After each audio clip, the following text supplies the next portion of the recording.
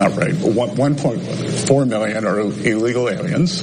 Then a huge percent of that are the able-bodied working people who will need to go back to work. So we're going to have a work requirement, and we'll go from there. We're just going back to the levels pre-COVID. Well, that's Scott Bessent talking with a journalist. They are still wrestling with the Vote-a-rama in D.C. All night they toiled and labored, and they continue to work on it. There's some holdouts, apparently. Murkowski may be one of them. Rick Scott may be one of them. J.D. Vance, breaking news, is reporting to the Capitol, so he may need to be the tying vote in the Senate. Welcome into Wake Up Missouri. You never know what's going to happen. Every day we think we were going to be talking about the vote that passed and now going to the House. Not quite. If you want to weigh in on 573-874-9390, whether you think this is going to get done and passed and signed by July 4th, let me know. And I'll sell you some swampland next to the alligator Alcatraz in Florida. How about Trump's going to visit today? Yes. How about you, Stephanie? Are you betting on this passing or not? I think it's going to pass. By July 4th? Yeah, I think so. The whole deal? I think so. John Marsh? I'm not so sure. There's a lot of folks divided, not just along party lines on it, and yeah. I don't know if they can come to terms or not. I'm kind of like you on the swampland. Yeah.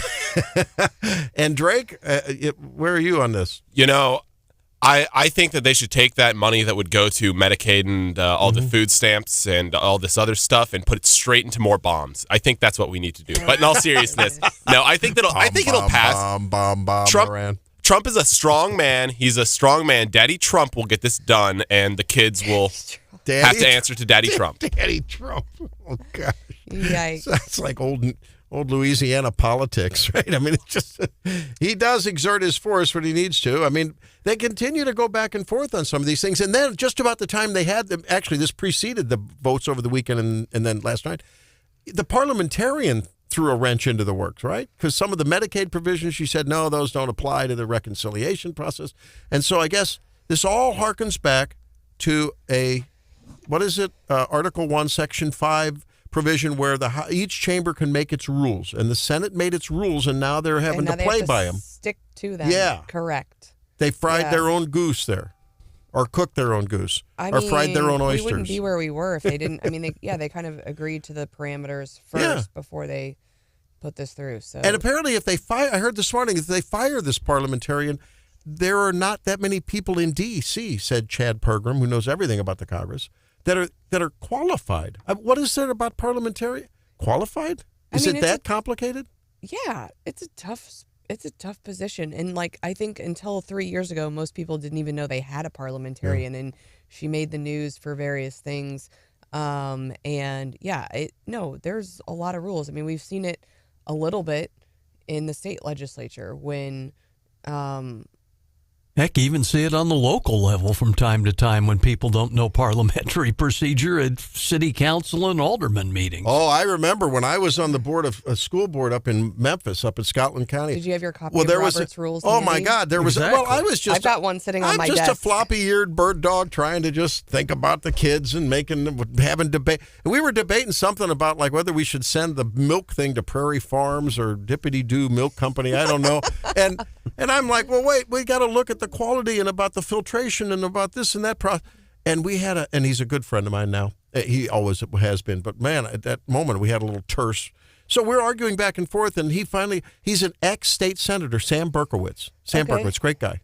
And he probably knew parliamentary procedure better than you. And Sam's from New York. It's an interesting story. When there was a teacher's college up in where you went to school. Truman. Yeah, Truman. Yeah. Met his wife there, Sheila, who teaches there now. She's in education. A lot of people meet their He's a Jewish guy from New York, right? So he always jokes about he's the only Jewish guy in Scotland County up in Florida. He makes a lot of jokes. But all of a sudden, he got very serious. He says, I'm calling the previous question. And I'm going, Sam, we're not done talking. He says, I'm calling the previous question, and it's a parliamentary rule. I'm like, whoa, excuse me. So that's where I learned it. I got PQ'd. So when you have that explains a lot. Yeah. So when you have someone who knows that you can use it to your advantage. Oh, it's like it's my favorite thing. You're just eviscerated. I had my mother's copy of Robert's Rules because she used to lead a lot of meetings, and it came with me to every student government meeting at Truman State University. And yeah, I was in like the, I guess, kind of minority or whatever, and we used it all the time. And I mean, you can do a lot with the rules. And I remember one specific vote, and I can't even remember what it was over, but I knew that people were with me, but they were nervous about voting publicly. So you can move to vote by secret ballot. And I'm like, I can win this vote if people can vote via secret ballot. And all together now, Stephanie likes to win. I love to win. And so I can't tell you how many times I used some sort of something out of the rules to get my way. And so, yeah, I mean, you can be very advantaged by using the rules if you know them well. So it's not about right or wrong. It's about winning. Okay. Now we'll move on. It is about Playing winning. by the rules. Yeah, well. Oh, so the rules. Oh, I understand. Okay. So what? Where is this all going to end up? And here's the problem. At the end of the day, the Senate bill just piles on lots of spending, and the deficits grow. No, they changed the rules on how they count it. Though. I know. So it's less. I know. All of a sudden, they come up with this. Lindsey Graham decides that we're going to use a different baseline to determine how much is being added. And now it's saving. No, it's only adding $500 billion instead of $3.2 trillion. I mean, it is just smoke and mirrors. These guys up there. It's a folly. It's a farce. It's a charade. Now, let's say they get over that hurdle. And let's say that something comes out of this big, beautiful Senate process, whatever. It's not very beautiful, but it's happening. Well, then you've got the House Republicans already, the Freedom Caucus people and the staunch fiscal conservatives saying, no way, Jose. This is the line in the sand. We kept giving on, we did the continuing resolution. We did this and that. We kept yielding. We're tired of yielding. We're not going to do it anymore. There's a lot of big hurdles. I don't know. All I know is my mortar shells are going to be flying on July 4th, and those yahoos can do what they want to do. I think, there are certain terms that we that have gone beyond politics. And so now, everything's gate, right? Like we've added the first, and I've looked when we first started, because other things have been something gate, right? And Watergate was really the first one. I think we should add, screw the radiothon. We should have Radio-orama. Radio-orama. I think we should use Votorama. I like that. I think we should use it more than we have. It has a carnival feel to it. Step right up.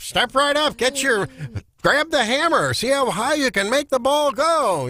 Ring the bell. Radio-orama. 573-874-93. Today we have a big show. We do. A really big show.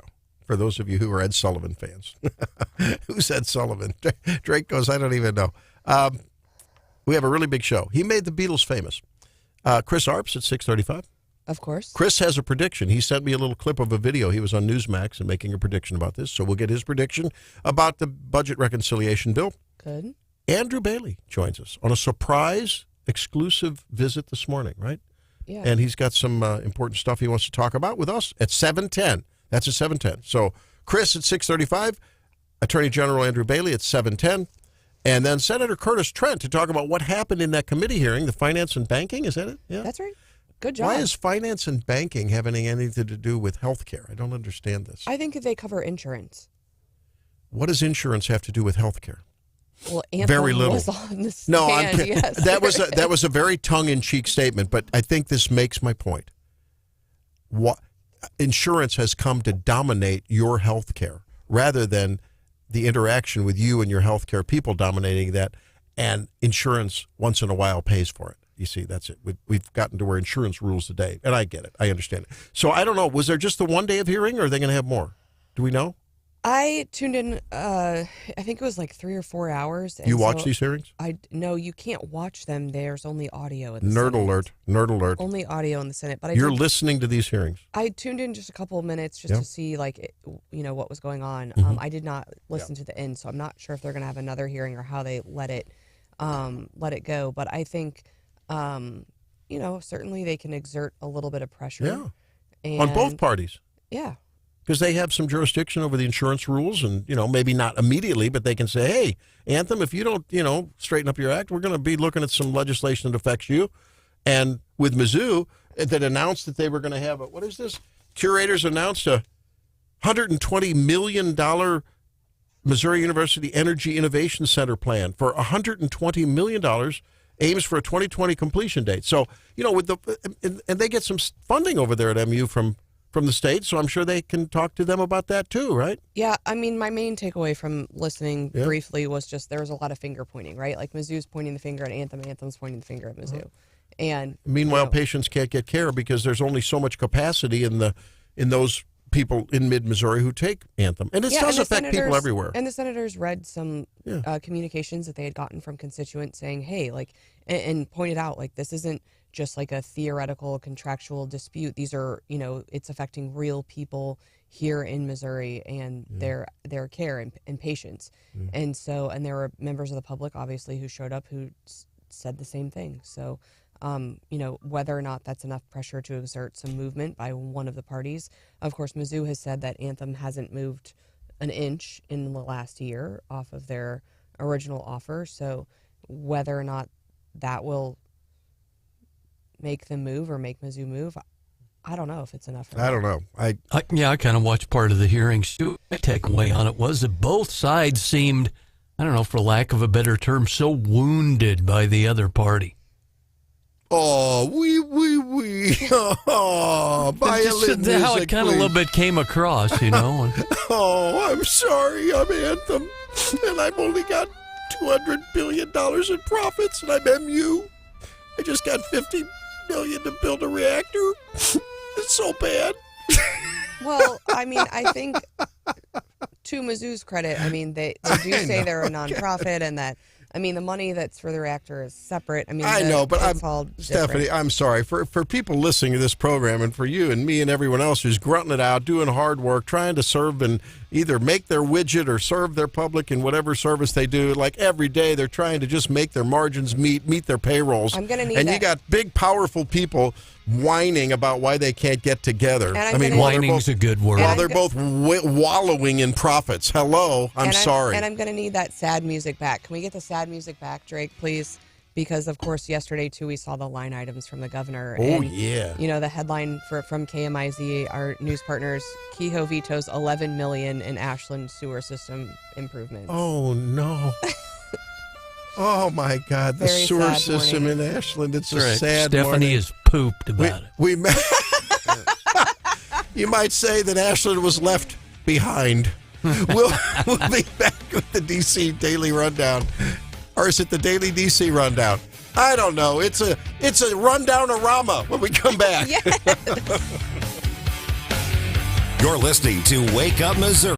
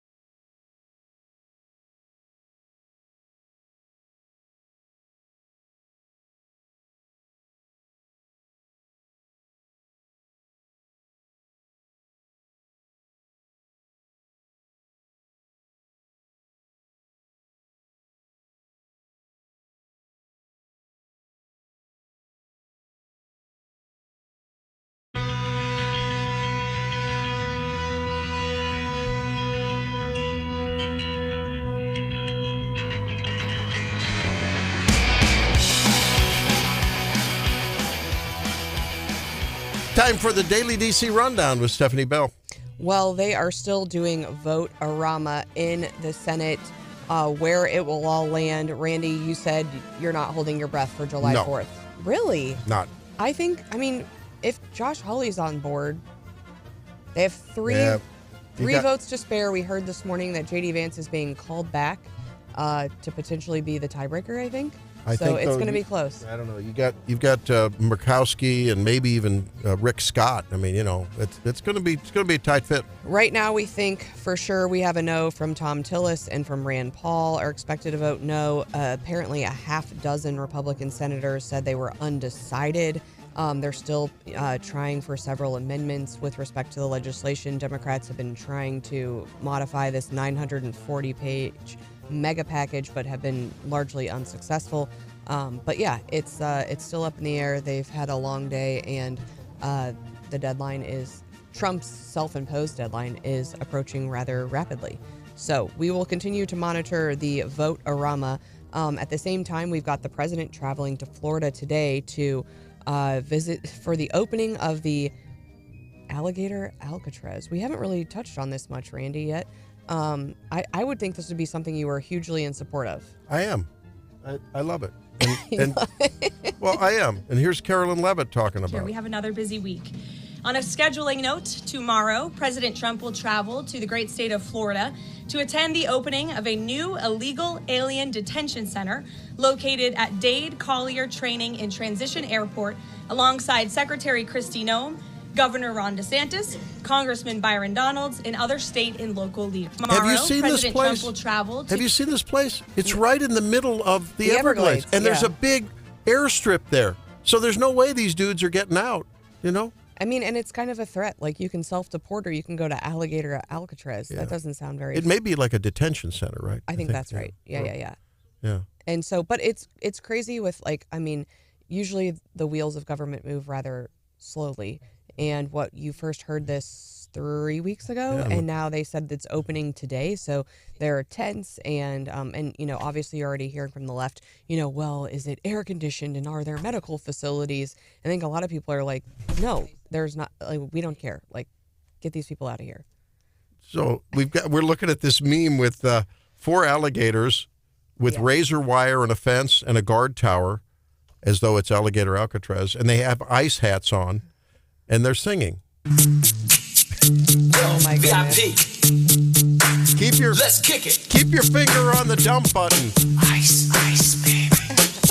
That is ridiculous. Okay. Trump is also not backing down. Daddy Trump is in a fight with Jerome Powell and also with Elon Musk. He is criticizing on Truth Social yesterday Jerome Powell for not, and apparently wrote him a handwritten note that said you need to really knock these interest rates down. Of course, we just had a Fed meeting here recently, and Jerome Powell said, I'm going to hold things steady. There's still, a discussion about whether, I think Trump's authority, whether to remove him, and he keeps threatening that. So we'll keep our eye on that. And as well, the Trump-Elon stuff kind of died down there for a little while with the onslaught of potentially World War III. But now Elon is, of course, criticizing the mega bill, which he had done before, and Trump is saying maybe Doge should take a look at the subsidies that Elon Musk's businesses are getting. Oh, he's all butthurt that he's not getting his subsidies anymore. Sorry, Elon. Deal with it. Go build some rockets. You got enough subsidies. He's doing really good things. I'd rather give my money to him than anyone else.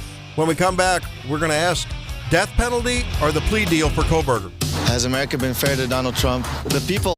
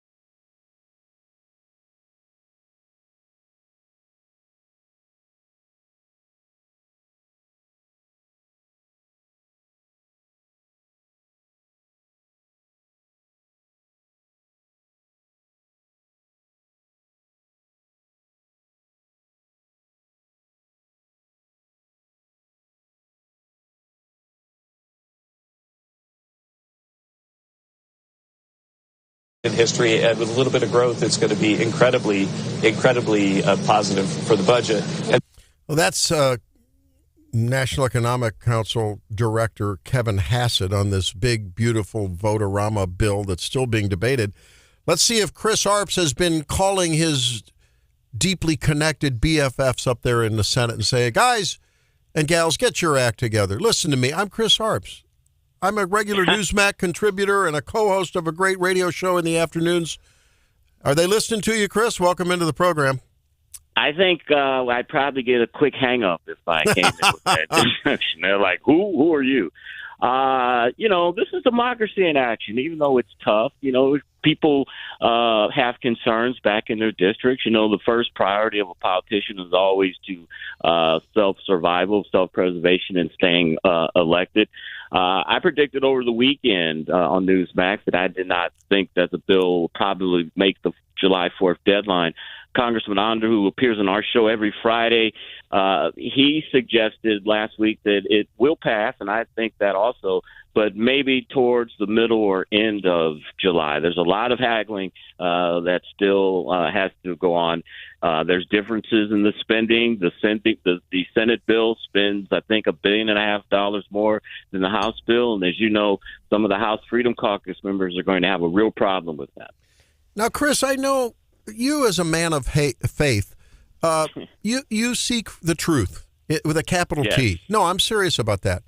And I think a lot of us, well, I don't know, I'll speak for myself. Are you bothered by what Lindsey Graham pulled the other day when they went from a $3.2 trillion deficit, as a result of this bill, to like only $500 billion because he just arbitrarily, as the head of the whatever budget committee or finance committee, he arbitrarily changed the baseline. He just decided to change the accounting rules, which seem very arbitrary. I mean, does that bother you that Republicans are pulling those kind of tricks? Because we used to criticize the Dems when they did that when it came to Obamacare. We had a gentleman on the show yesterday, Phil Kirpin, and I can't remember the organization that he is with, but I asked him that similar question, and his answer was, and it sounds credible to me, was that these tax cuts, the CBO are counting these as a cost to the government. But how can it be a cost when you're just extending the tax cuts that are already in place? And then if they expire, then, taxes are going to go up on everyone. So, Lindsey Graham being the budget chair, he has the purview to overrule the parliamentarian and to use the baseline.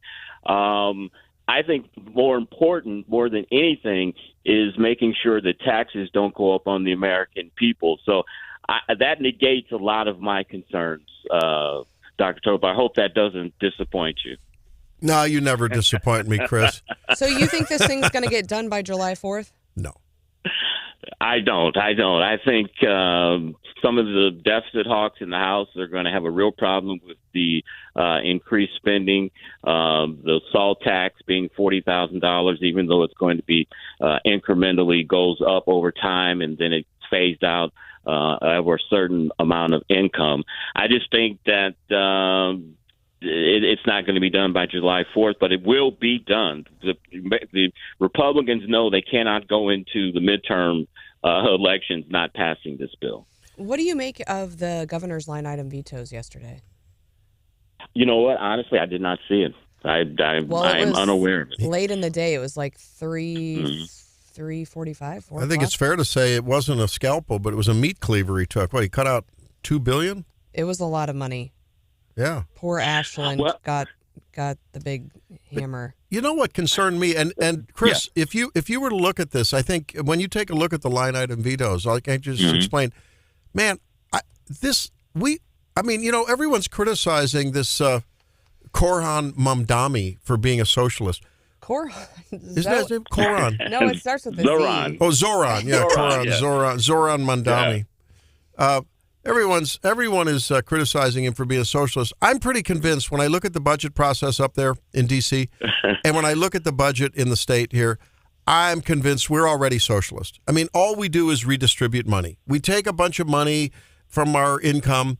we give it to politicians who then redistribute it to every project under the stars. I mean, if you read the list of the things he then vetoed. you should be happy because it's, Chris, you're going to have to study up before your show this afternoon because it's 11 pages of line item vetoes. But I guess what my point is, wasn't there a time in this country where, hey, we need to build some roads. Hey, we need to fight a war. We're going to raise a tax, and once the mission's accomplished, the tax goes away.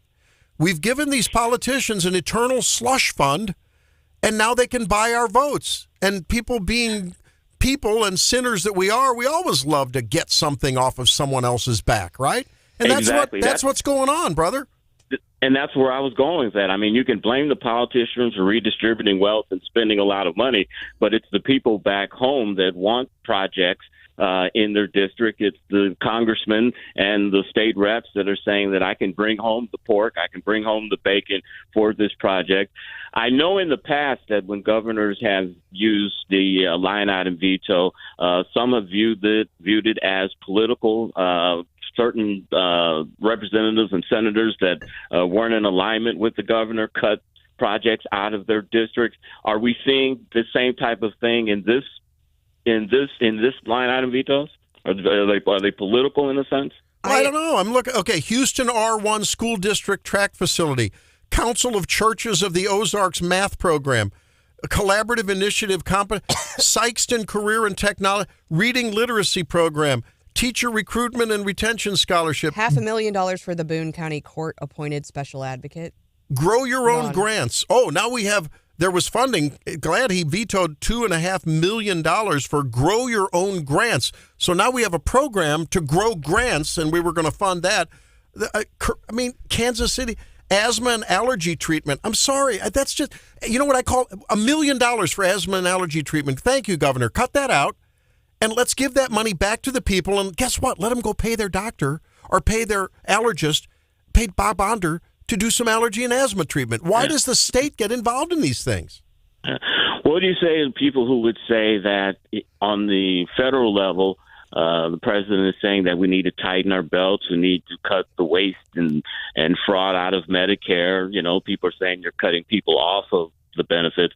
What if someone is saying on the state level, Kehoe is doing the same thing where he's cutting projects that are going to hurt everybody across the board to try to keep the budget in line because, you know, our budget has to be balanced and that's his reason behind it. What would you say to that? Well, I don't know, but I'm just I think that I'm looking at these various projects. Here's one. Cheering all the Highway 63 in Columbia, additional improvements. Now, I fight between here and my office every day. I fight this 1 lane, 2 lane, crossing lanes. It's a disaster area. Now, there's $2 million cut out of this. Does that mean that suddenly I'm going to be living with this for the next, these projects get started, they're planning on funding, then they get taken away on the one hand. On the other hand, I mean, why isn't this something that should take a priority, right? Yeah, I mean, the governor's office has been spending a lot of time going through these. I think one of my questions, if you look at it, not everything was zeroed out. Some of it was just cut back. And so the question in my mind is, if you thought you were getting $10 million and you're only getting $5 million, does that project still go forward? Or is there another way to fund that? Or is the project dead? I mean, and then do you have excess money to get? And I don't know that. Well, I assume that's part of what they were working on. Okay, MoDOT had $200,000 for ferry boat operations at the Mississippi County Port. Okay, sorry. If you're going to use the ferry boat at the Mississippi Port, you should pay. Thank you, Governor. There's a thing called a user fee. Why do people who never use the Mississippi ferry boat have to pay for it? That doesn't make sense. I mean, why do old people pay for public schools? Yeah. Public benefit, public good. But that's done at a local level. I mean, that should be financed locally then, right? I mean, it's interesting, and I think it will inform the budget process next year, certainly, like as they go forward. But I think, I think Kehoe has taken a lot of criticism for being, that was the campaign, he's a rhino and he's a big spender, blah, blah, blah. And I know I saw our friend Camelia Peterson on Twitter yesterday cheer, and who's really conservative, libertarian wants less government and lower spending and was cheering these decisions on, Now we played some violin music earlier because Ashland is not getting $11 million for their sewer system improvements. I'm going to be salty about that for a while, actually. I really am.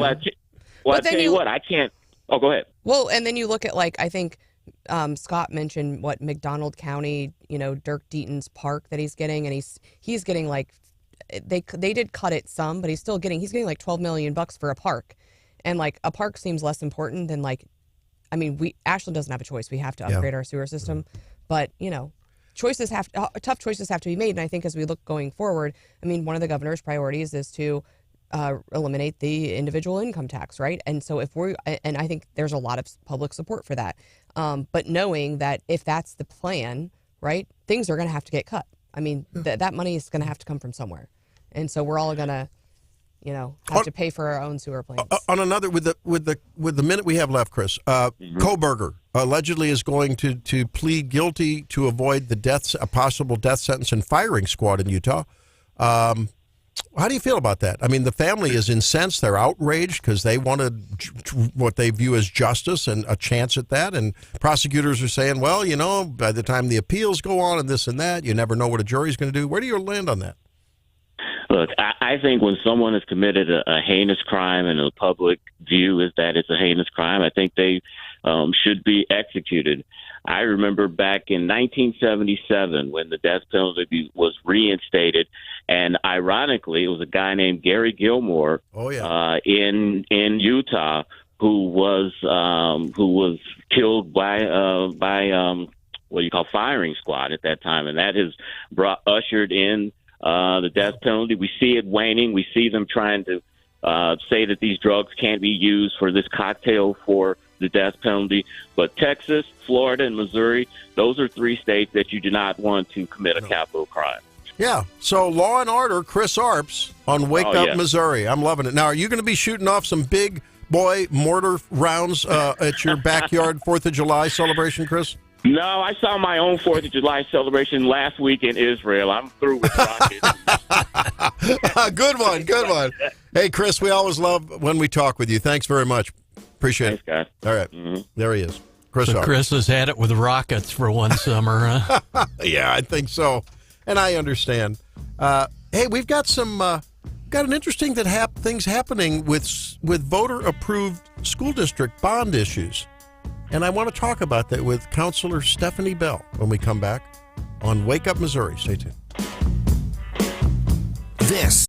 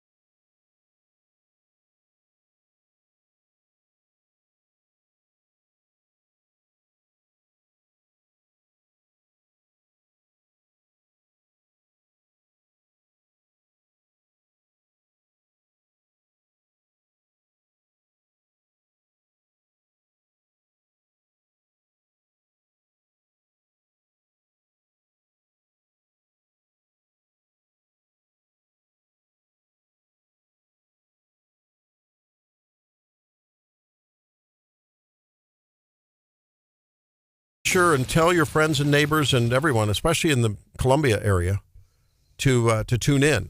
We have an exclusive interview with Attorney General Andrew Bailey, who will be on then, and don't really know what's coming down, but he wants to come on and talk about something, breaking news with the Wake Up Missouri family. So he wants to talk with us about that. He'll be joining us at 7:08. Be fun. And then at 8:08, we talk with Senator Curtis Trent, who was part of that Anthem MU healthcare, shall we call it a showdown in the committee room? Yeah? Would that be a fair statement down in Jefferson know that it was City? A showdown. Well, a showdown. Finger pointing, you called it. Yeah, that's what I tuned in for a few minutes here and there, but yeah, Anthem was pointing the finger at Mizzou, and Mizzou was pointing the finger back. So what happens when the executives from Anthem and the executives from Mizzou end up on the same elevator? How awkward is that, maybe? Would that be fun? It's only a couple floors. It's the Capitol. You know? Maybe if they see that that's a impending event, maybe one of them takes the stairs. Perhaps. Yeah, probably so. Yeah. Perhaps. But this is turning into a Hatfields and McCoys. I mean, well, it's already a Hatfield and McCoys between those two. Yeah? You know, I mean, and it came up at the hearing yesterday, too, in that, like, these disputes are not uncommon. And we had it in Jefferson City not too long ago. There's been a dispute in Springfield. But they solved it. Yeah, I mean, they get pretty hairy. I mean, it's not uncommon. Yeah. So, you know, hopefully. But I think the timeline here is important. Because they're already out of network, but then there's an important deadline coming up, and it's and I think I heard yesterday, I think it was, I don't know, Mizzou or Anthem saying, hey, like, either way, even if we can come to a resolution, it's not going to be in a timely by the deadline. So they're not by July 4th. They also brought up the continuity of care angle too, saying that some of those patients out there could potentially still be covered, like Randy talked about. I don't want to hear the rhetoric from either side on this. Continuity, schmontinuity. I mean, you can't get in to see a doctor with a semi-acute problem for 6-8 weeks in some cases. So it's access to care, and whether they have a contract or not, it's a big problem. Well, and I think, some of it was, they were going over some data, and they said, what are the reasons for these data? And they said a lot of people are choosing, like, self-pay and concierge type services. And I mean, yesterday we talked about the 4-day school week, and I said it's the best argument for school choice. And giving parents a choice. And here I think it's a really good people feel so, and I don't know why, they feel so safe, quote unquote, with insurance. But learning more about your own healthcare options and your choices. I mean, my family went off of insurance many years ago, and we do like a health share and self-pay. And I have found it to be really freeing. I found it to be way cheaper than what I was doing before. And I'm way more informed and ask way more questions, and I get way more information from the people who are providing services to me. And so I found it very helpful. So I think, it's a good lesson, especially if you kind of have a libertarian leaning, of like taking some personal responsibility and taking control over your own healthcare decisions. I get so frustrated doing that kind of medicine with our direct primary care practice that when I try to get a specialist referral, and this is something I have not, I keep trying to talk with MU people, but no one will answer me. They have a policy there in certain departments where if I have a patient who has a need for this or that service, and it's not everywhere, but at least in 3 or 4 specialty areas, I call up and say, hey, this is Dr. Tobler. Can I get an appointment for Stephanie? She's got a problem, and I'd like to get her seen, and I'll send you over the stuff, and can we get her appointment? And sometimes I get, well, she can call and make an appointment in 6 weeks, or it'll be about 6. I'm like, no. Or you're not one of our primary care doctors, so we can't get you into our specialist. And I'm like, hello? I thought you were a publicly supported institution. It's a problem. It sounds very obstructionist. But is it the government's role to fix it? If the government's funding it. I don't know that they are. Yeah, well, I don't know. Well, then why are they? We'll ask Curtis Trent. We'll ask Curtis Trent. Andrew Bailey coming up.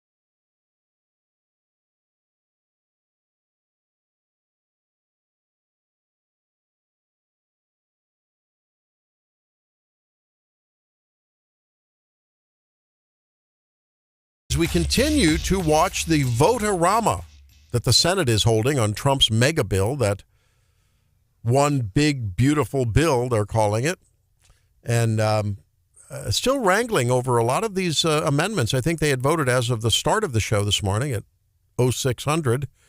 I think, John, they had voted on, 26 or 27 different amendments. Yeah, something like that. Including, so the parliamentarian had taken out some of the Medicaid restrictions, right? To like take away Medicaid for illegals. Now, is there anyone, well, I guess maybe some of the people, I don't know, maybe some fluffy toga-wearing progressives think that's a okay thing to do. Medicaid for people who cross the Rio Grande illegally, right? If that's okay, whatever. And if you're able-bodied, you should be working.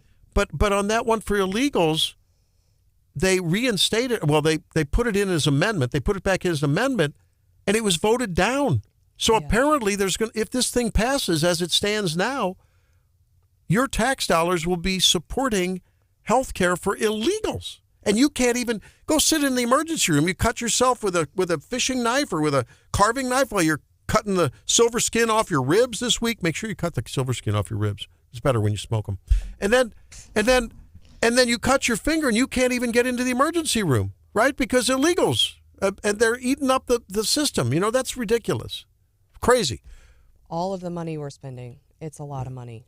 Hey, well, guess who's joining us now? Attorney General Andrew Bailey joins us on Wake Up Missouri. Welcome into the program. Good morning. Thanks for having me on. Hey, before we get into to what we wanted to talk about, because you want to talk about us with some exclusive breaking news this morning, we understand. What do you think about the Supreme Court decisions and really taking away, defanging some of these rogue justices across the country, the federal district judges last Friday? I think it's an altogether appropriate move under the limitations placed on the federal judiciary in Article 3 of the United States Constitution. Federal courts, because they're unelected and can't be removed from office, and it's a lifetime appointment, need to be very deferential to the policy branches of government. That's Article 1 and Article 2. That's the Congress and the president. And that's because those branches represent the will of the people. And so when federal judges are conducting judicial review of executive actions or legislation enacted by Congress, they need to be deferential to the will of the people as expressed through their elected representatives. And that's why the Founding Fathers put the limitation in Article 3 that the federal judiciary could only adjudicate cases and controversies arising amongst parties. In other words, Roe v. Wade applied to Roe and Wade. When you've got the unelected federal judges who are striking down state statutes or federal statutes or blocking the president's enforcement of the immigration law or the president's response to a national emergency, a foreign invasion or predatory incursion, that's problematic. Judges are not allowed to make law. They adjudicate cases and controversies. I think the decision to eliminate nationwide injunctions appropriately repositions the judiciary into its constantly limited role. And in the other big decision, how does it affect Missourians with the decision about the Maryland case, allowing parents to take their kids to opt out of curriculum matters that address LGBTQ promotion in the schools? Well, it eliminates indoctrination of our children and restores our rights to parent our children as we see fit, not as government officials at school see fit. This was always the law in the state of Missouri. Section 170.015 limits what can and cannot be taught about human sexuality in public schools, and specifically provides a parental opt-in, opt-out procedure. And any school that's violating that statute, it can be held accountable. And this, again, the Supreme Court did the right thing, affirming that the government doesn't raise your kids. It's not the government's kids. It's our kids. It's a parental rights issue, and glad to see the Supreme Court do the right thing. Now, I know, in your first few years as Attorney General, you spent a lot of time holding the Biden administration accountable. But one thing, now that we've got Trump in office, one thing you're still holding people accountable. But in some ways, you're watching over local governments here in Missouri, watching what they do. Certainly, we've been watching what you've been doing with the St. Louis County Sheriff. But you have some news that I think you want to break about holding local governments accountable here in Missouri. Absolutely. Look, I'm announcing that we are launching a probe of the city of Columbia's DEI programs since 2021. Whoa. Columbia's strategic plan has promoted a racial equity toolkit and demanded that the strategic plan includes a racial equity lens. They've also recommitted themselves to an accountability system. It's almost like a DEI big brother watching over city employees as to whether or not they're complying with the city's racial equity and DEI goals. But look, there's no information available on the website at all. We're demanding all records related to this DEI program to expose it for what it is. And one of two things is happening here, folks. Either the city of Columbia is violating the law by making employment decisions, programmatic decisions, and funding decisions based on race, which is clearly illegal, or they're just pandering to left-wing progressives and are being dishonest about it by not explaining the program on their website. And so we demand transparency and accountability here, and that's exactly what we're going to obtain. We were stunned, General Bailey, at how the council had an opportunity to change the language and really comply with President Trump's order and the law, and they just basically gave him the middle finger and decided not to do it and full steam ahead. I mean, was that the trigger that then pushed you to make this move? Yeah, absolutely. And look, I go back to this. One of two things happening here. Either this is nonsense and they're just pandering to their base and they need to own that, and we're going to make them own that, or it's a racist program that is actually hurting the city of Columbia by de-emphasizing merit and attaching stigma to people who will always be questioned as to whether or not they earned their positions or were given them based on the color of their skin. This is illegal. It has been illegal.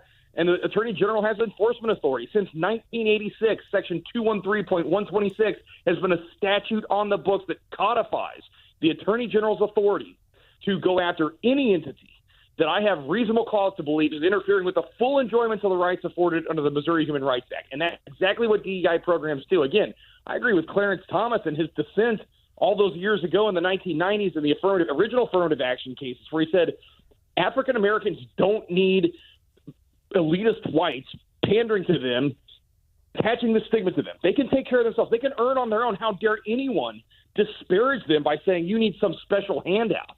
And that's what the city of Columbia is doing. I think they're hiding it, and I think we're going to expose it for what it is. So talk to us about those particular tools. What's your office doing today? Well, we're demanding all records related to this racial equity lens, the racial equity toolkit, the accountability system going back to March of 2025. And again, as you pointed out, this was part of the strategic plan that was implemented by the city 4 years ago, but the city leaders just recommitted to it recently in public meeting after some amount of discussion about what it meant and should they be doing it. And so they know it's wrong. And again, I think that their refusal to be transparent is consciousness of guilt. Either they're lying to the public or they're violating the law through racist policies. And so we're demanding all documents related to that racial equity system so that we can expose it for what it is and analyze whether or not it's violating the statute. Well, and as Brian Hauswirth has reported, there's $48 million of federal funding on the line. Yeah, that's exactly right. And what the United States Supreme Court made clear last summer in the Students for Fair Admissions case is that when you're using government programs and you're administering those programs, whether it be funding, whether it be hiring and firing, whether it be access to entitlements, when you're using skin color or race as the basis for the government to administer those programs, that is illegal. And it was never the right policy. There was some confusion injected into our law in the 1990s when divided Supreme Court handed down decisions that affirmed affirmative action. Even back then, though, Sandra Day O'Connor, who I believe was the deciding vote in those cases, kind of said, look, we probably shouldn't be doing this forever. And which, again, that's not a decision the Supreme Court should be making, but that's what we got in the 1990s out of that court. Last year, the majority of the Supreme Court voted to overturn that case precedent, and in Students for Fair Admissions made clear that racist decision-making in training, in funding, in the administration programs is illegal and violates the law. Well, and I think it's tough for folks, citizens, who live in a bluer area like me. It's, seeing these executive orders from Trump, voting red, living in a red state, and then still having these local tyrants try to implement their leftist agenda on us. Well, and I think, Stephanie, you're exactly right. And that's why it's important the state attorney general take action. We're one of the few attorney general's offices in the nation that has enforcement authority to go after these kind of DEI programs. We've used it in other contexts with our lawsuit against IBM when we had their corporate executives bragging about not hiring Asian or white people and saying that, corporate executives' bonuses would be tethered to their ability to meet racist quotas. We went after Starbucks on their website. They've published that they support hiring people based on the color of their skin. And, I mean, it's no different than segregating 1950s. It's bad policy and it's illegal. It was then, it is now.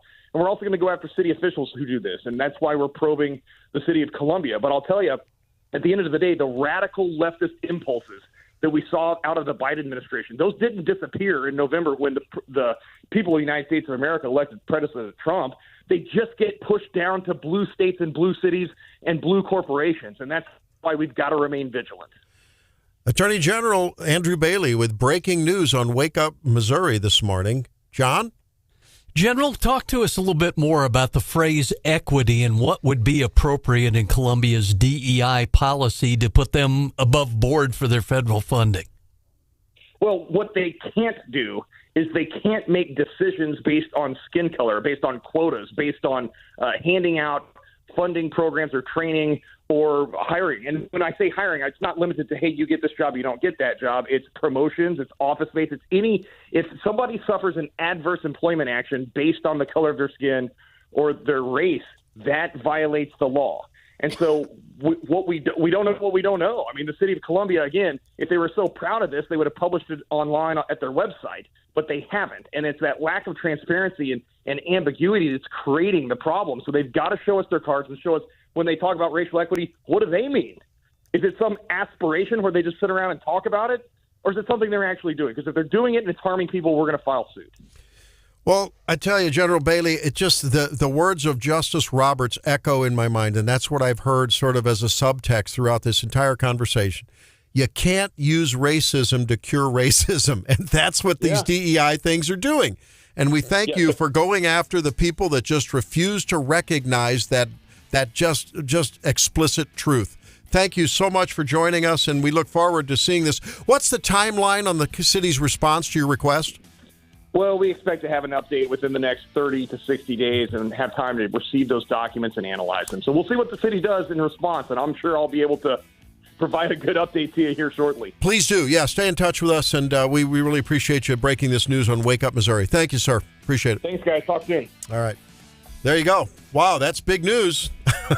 This is going to be shaking City Hall today.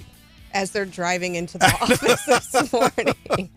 Guys, the law is the law. The rules are the rules. Come on. When we come back, let's make Missouri healthy again. What happens when you drop sugar and starch from your diet? I'll give you the timeline. You're listening to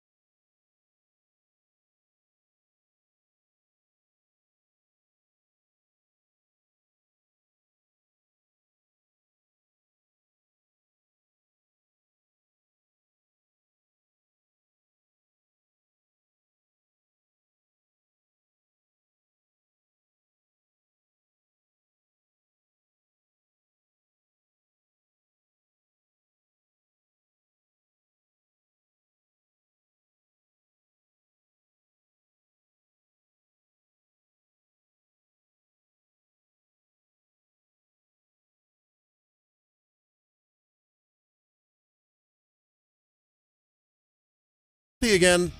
You know, when you've seen these little posters that back when, you know, the whole smoking cessation thing was all the rage, right? When smoking laws were going in and like, here's what happens when you stop smoking.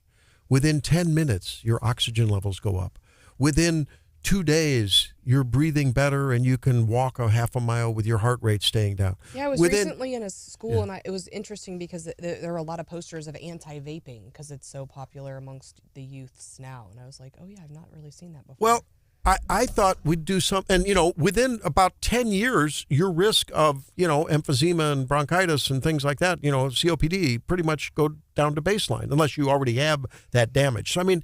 What about Europeans? They still smoke like crazy. Yeah, but you know what? I think that they smoke, but they also have a lifestyle that probably gives them a little bit of insulation from the damage, not total. So walk and smoke. They walk a lot. They don't eat a lot of the ultra processed foods, and the food dyes and all the things. Nicotine and appetite suppressant? And they eat a ton of, well, it is, and they eat a ton of it's a metabolism inducer too. And they eat a ton of vegetables, which helps protect a little bit, but it's not a total protection. Okay. So what happens when you cut out sugar and flour? Just cut out sugar and flour pretty much from your diet, right?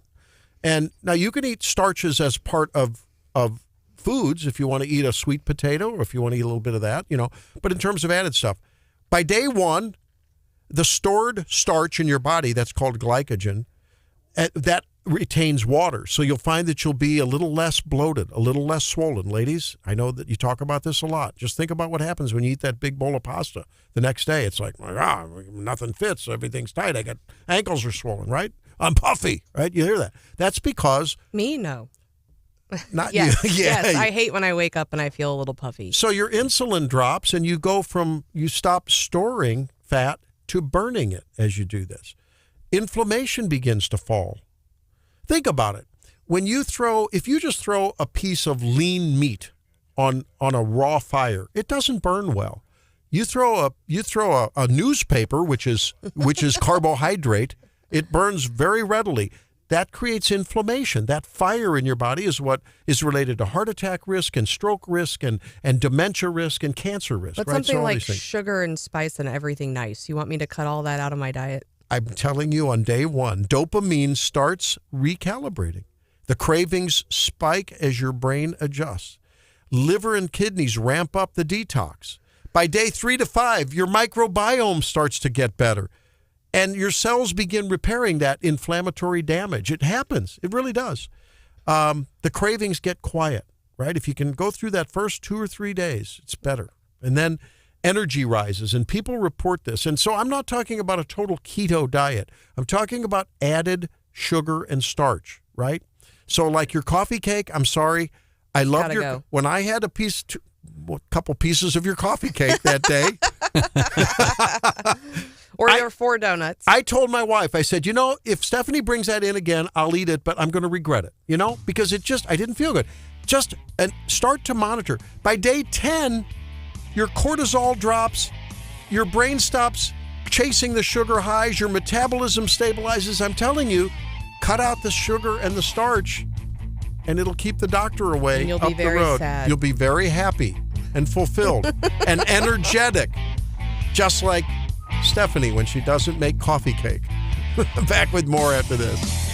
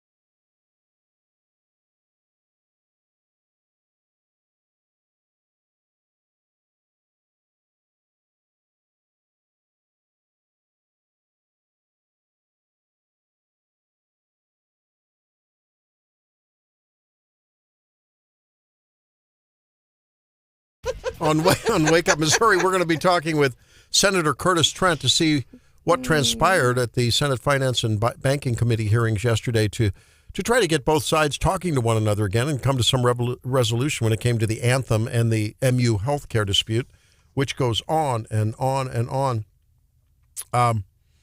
We're getting some helpful texts. We're getting a lot of help. I thank you all for really giving. Once in a while, we are flummoxed as far as solutions to problems. What is the solution? I mean, the governor vetoed how many? 11? How much money for Ashland sewers? 11 million. 11 million. So if that doesn't, since that's not happening, but the sewers are needed, right? Sewer expansion? Yep.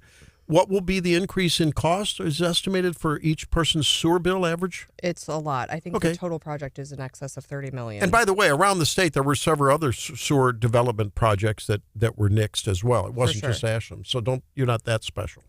Or he wasn't, picking on you. Now, I feel kind of picked on. But we had a very important, I think that Charles has some advice here. Stephanie should do Ashland a favor and just poop at work. Less demand for Ashland sewer. Solved. There you go. Solved. Just hold it till you get to work. I will say, we had, when I was, so I'm no longer on the council, but when I was on the council, we had, obviously some professionals in there telling us what we had to do to make sure that we could support our growing community. And they did have they gave all of us the list of our usage, and I wasn't the highest. So I'm, I would have assumed with a family of 5, I would have been on the high end, but we do have some people on the council who do work from home, and obviously that changes the dynamic. Yeah.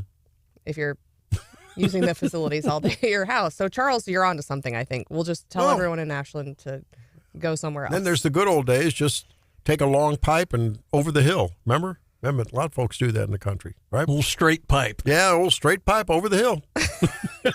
Let's not do that. I think DNR might have something to say about that. Yeah, I think so. You don't think Mr. Schaefer would be too happy about that? Yeah. Probably not. State Health Department might have questions for you. Well, why not? Well, but come on, we're letting homeless people dump it in the creeks. What the heck? Downtown. Or downtown. So, I don't know. I wanted to talk about this issue that came up, and Stephanie, I think you pointed this out. I hadn't seen this story, but there were several school districts across the state of Missouri, well, mostly in mid-Missouri, including Hauswirth, that are going to have to put their bond issues that were passed in April to a vote because of some technicality in the way. This is the kind of thing that I think drives people crazy, right? This is according to the Missouri Independent, numerous voter-approved bonds are in jeopardy for violating Missouri public notice law. So the law says that there has to be public notice of the issue 2 weeks before and then 1 week before the election. And apparently what happened was in these various school districts, the notices, and this happened, Brianna Lennon in this article said, well, we did that purposely. We did it 3 weeks before and 2 weeks before because with the change of ownership of the local printed media and in order to have enough time to get an edit done and the proof back so that we can then publish it a week before, we did it 3 and 2. And that somehow technically violated the law. And the state auditor said, sorry, we've got to annul those elections. You got to go back to the voters. The law is the law. I mean, if they want to do the notice provisions differently, then they need to go change the law and allow them to say, hey, you have to publish 2 notices within, the month leading up to the election. But I don't think it's wrong. I think her explanation logically makes sense, but you can't just because it's easier or because you can't violate the law. And so the auditor has that authority and has to approve that. So can we discuss something? And ladies and gentlemen, Wake Up Missouri, tell me if there's something wrong here with my processing on this. 573-874-9390. I am coming to realize the more that we report on civil issues versus criminal issues, that when it comes to civil issues, the law is the law. I'm sorry. I'm not split. There's no flexibility. You broke the law, technicality, because Brianna Lennon did a 3-week, 2-week notice before the thing rather than 2 and 1. The people in the Hallsville School District, and there's several others, represented by this company, Gilmore and Bell. No relation to you. Gilmore and Bell. Good people. They do these a lot, right? Yeah, that's what they do. But the problem is they sent affidavits attesting that the county clerk had published a sample ballot and done all this stuff. Apparently, they're a little bit in trouble. But if the law is the law, okay, there's two issues here. How come when a criminal, how come if I'm speeding, if I'm doing 50 in a 35, I can hire Stephanie or someone like Stephanie to get that pleaded down to like a muffler violation, wink, wink, so I don't get points on my wink, wink. So sometimes the law is the law, sometimes the law is not the law. Can you explain, counselor? Not exactly. I mean, when you're talking about... This is about the kids, though. Yeah, but... And 75%, it passed by 75%. Yeah, and it's like, where do you draw the line? I mean, the law does, state law allows prosecutors discretion, right? And here, state law does not allow county clerks any discretion with respect to voter approved. I mean, you're putting the taxpayers on the line for a lot of money. So the law is inconsistent, is what you're saying. The law allows flexibility in some cases and not in others. Well, and that's why we elect people to decide when folks should have discretion and when they shouldn't. And who donates to whose campaign? No, that's not it. Oh, no, that's not it. No. But I think, again, like here, they can change the law to make it Just easier. saying. And I think, maybe the argument is the law hasn't kept up with the current times. And we can say that about a lot of things. There are a lot of laws on the books that haven't kept up with technology, haven't kept up with the changing landscape of newspaper publication, whatever. And so a lot of times we get changes in our law to say, hey, what we have on the books, I haven't looked at the statute, how old it is. A lot of this isn't keeping up with how current practice. And that's a good argument for changing the law. But the fact of the matter is they haven't changed the law. The law says what it says. So, sort of like the AG's argument on DEI almost. Well, and think about it when we approve other things. You wouldn't want any discretion. Okay, think about it from a local. Ashland just passed a tax, and you see this, and we passed an increase in our sales tax, but we limited it and said, hey, this tax has to go to public safety and public works. We're willing to accept a tax increase.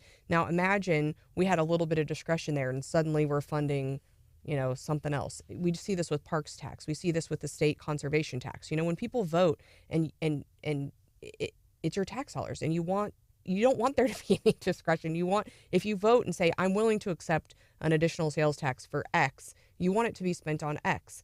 And so I get this is a little bit of a technicality, but this is an area I don't think we want a lot of discretion. For the purpose of debate, I will concede this. You win on this one.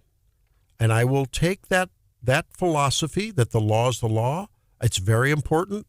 We have to abide by the law in these important matters. Going on in this article, an attorney named Leslie Corty, general counsel for the auditor's office, in a February 26th email obtained by the Independent, said that one of the representatives, a lawyer named Creech, for this company, for this bond counsel, he admitted that despite their prior representations and certification of the clerk, they in fact did not publish the notice. So they have to send a thing to the auditor in behalf of the school that says all of the I's were dotted, the dots were I'd, and the crosses were T'd. Right. Exactly. Okay. And Cordy wrote that she informed this lawyer that the auditor, quote, cannot certify a bond we do not know does not comply with state law. I addressed the secondary issue, she writes, which is Gilmore and Bell sending us documents certifying to facts that are not true, and him providing us documents identifying them as something they are not. Now, if Randy Tobler signs something that you need a disabled placard, when I go on and I sign that because you come to me as a doctor, you don't, but if you did, and I have to assign under penalty of law, if I misrepresent that she's disabled when she really isn't, I'm in a heap world of trouble. How come an attorney can misrepresent the facts, and yet you just told me the law is the law, technicalities matter. And how come this attorney how come they're not being disbarred? How come they're not being prosecuted? How come they're not being, come on. Well, you either follow the law or you don't, Stephanie. Come on. These facts just came But to you're light, a lawyer. so... Is it because lawyers get special accommodation? Well, these facts, really? facts just came to light. So, I mean, come on. what the I'm auditor sorry. said is now, any documents that are coming from you, we're going to have to like give extra scrutiny to. I'm sorry. If a lawyer represents something that ain't true, why did they get special accommodation? And if a common citizen does, then we have to hire a lawyer to try to get special accommodation. There's something wrong here. This lawyer and this firm, if they misrepresented the truth, whether they knew it or not, you don't get it. You don't get an excuse if you're a common bloke out here. You don't. I've been there and done that. They come after you with all guns blazing. And I don't know the situation, but I would suspect that, they sign hundreds of these form letters that say. So what? I sign hundreds of prescriptions every day. And people make mistakes. So, okay, but if you're an attorney, you can make a mistake. If you're Breonna Lennon and you did a good faith effort. She didn't make a mistake. She said she did it on purpose. I'm sorry. You get my point. What drives people crazy is if you happen to hold your mouth just right, you get an exemption. If somehow they don't like the way you dress, or you said something wrong, or you came on a little strong with something, we're going to throw the book at you. I'm sorry. It's the uneven application of the law for what appear to be special people, where the common people, the people Are you telling me I'm special? No, you've told me you're special. I am special. Thank you. No, you are special, and I'm not saying that attorneys. Look, I think the attorney should get a waiver here because he thought that hey, the county clerk knows what she's doing. I frankly think that I don't have a problem with this, but why are the people of these school districts and their kids paying a price because attorneys doing this and attesting that and whatever, and everyone at these high levels pushing paper and making rules and enforcing rules? Meanwhile, the kids don't get what the kids need. I think that's what bothers me. I mean, it's just they're going to have to revote. Is there an appeals process to DESE on something like this? I don't think so. Why isn't Boone County? I think the auditor has the ultimate we get along with Breonna Lennon. I think she's a fine person. You could maybe go to court for an administrative review of the auditor's decision. Why isn't Brianna? But again, the law's the law. Why isn't Brianna in trouble? I mean, she broke the law. Well, I think. No, look, this is her being in trouble. They're not going to certify her. My tongue is in my cheek here, guys. But I think everyone listening knows exactly what I'm talking about. You got to go to the DMV. You got to stand in line for 4 hours, right? Because you got to do this, you got to do that, got to get an inspection. And if you don't get a license. But if you happen to be an attorney and you misrepresent the truth, well, we just say whatever. No big deal. Back in a minute. This is Wake Up Missouri.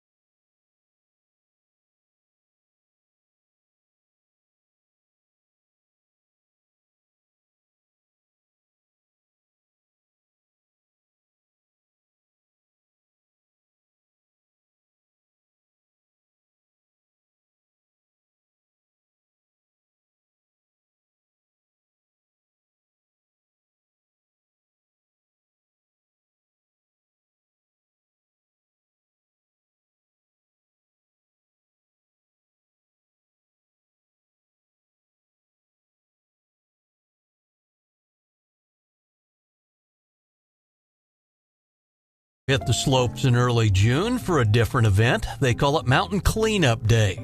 150 workers this year cleared about 800 pounds of debris off the mountain, stuff that have fallen off out of pockets or flown off skiers as they shooshed down the runs.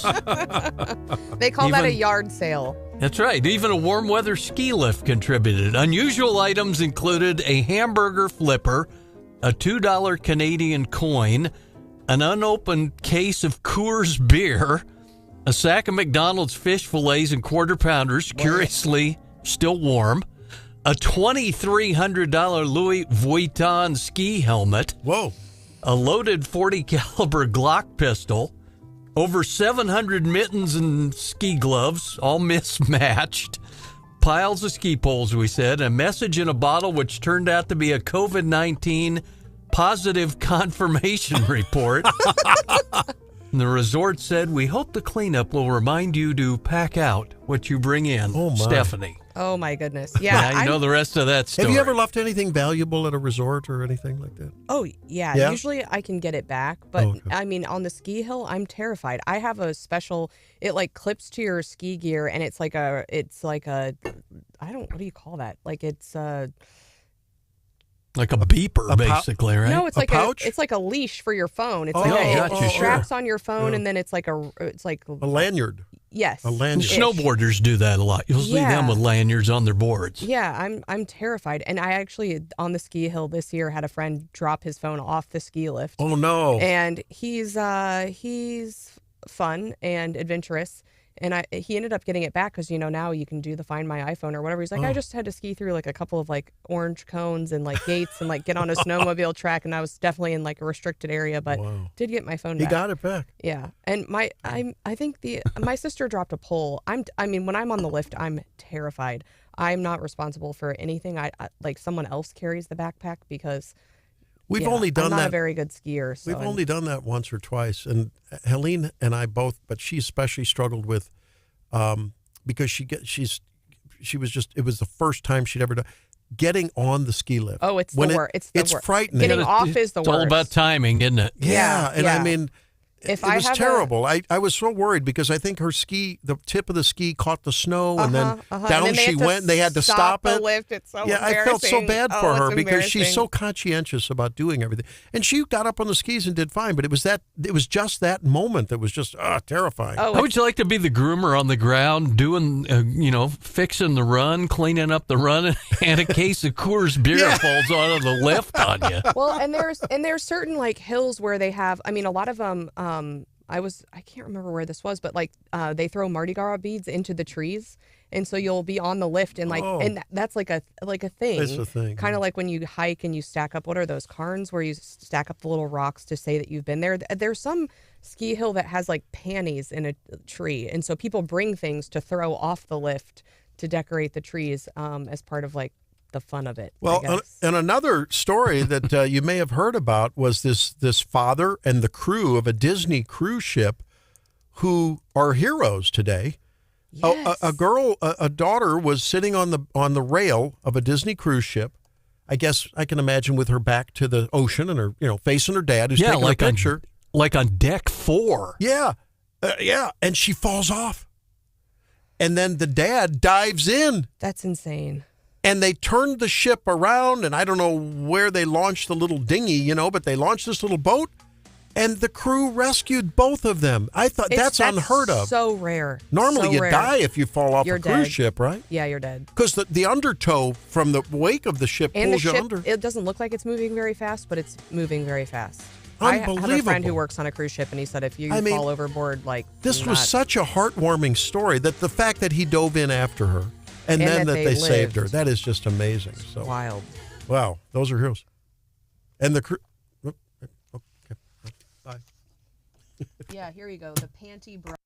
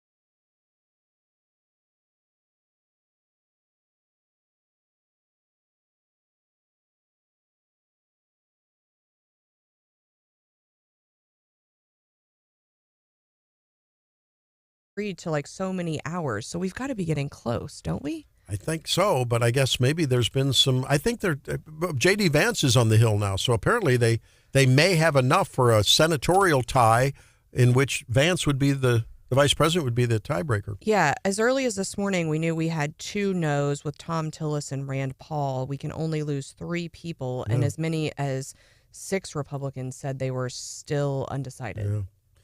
Well, Curtis Trent joins us now. Senator Trent is from the 133rd. No, he was when he was in the House, he was that. But now he's a senator. He's in the 20th senatorial district. And he joins us now because, Senator, you were in a very critically important meeting for those patients who are struggling, who have Anthem insurance and struggling to maintain health care with MU, because those 2 parties just can't get together. A hearing yesterday. Tell us a little bit about what happened. Yes, good morning. Happy to be here.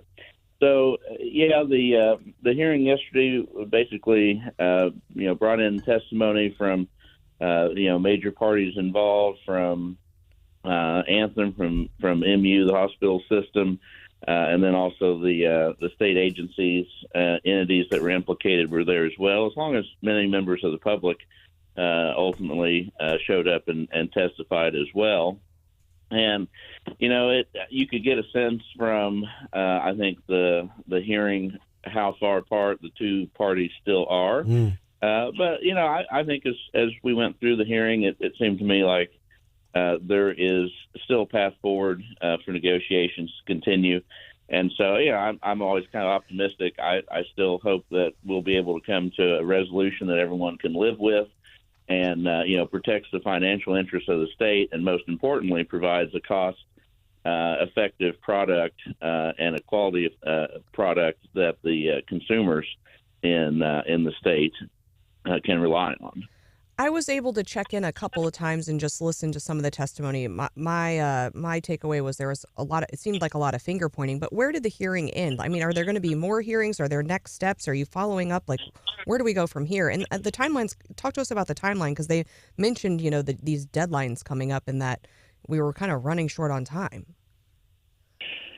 So time is always certainly a factor, although time can become less of a factor if existing access were to get extended, and of course, access is still available, just at a heightened cost, which obviously is a real problem and is something a lot of people can't afford. So, in terms of the timeline, I mean, whenever you're dealing with what is essentially a contractual obligation between 2, very large and highly sophisticated actors. I think there's a careful balance to be struck there. We want to facilitate a resolution that is good for the people of Missouri, that's good for the people who need health care. But I think we also want to make sure that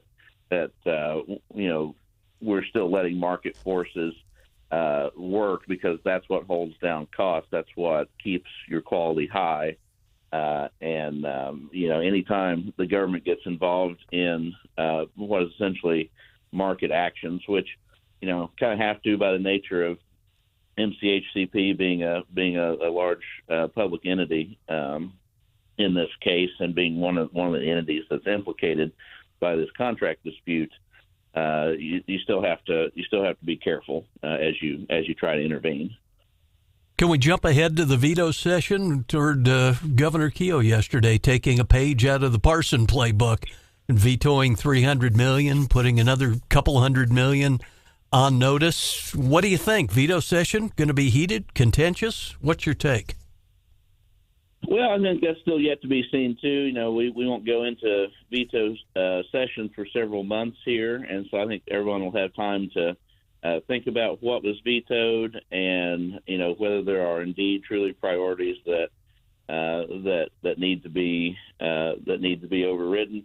But I think it's always usually unlikely that the majority party overrides its own governor on these kinds of line items, particularly when I think there's a general consensus that we've got to be very careful about the budget over the next few years. We have a balanced budget requirement here in Missouri. There are several things that are going to pressure the state's budget going forward.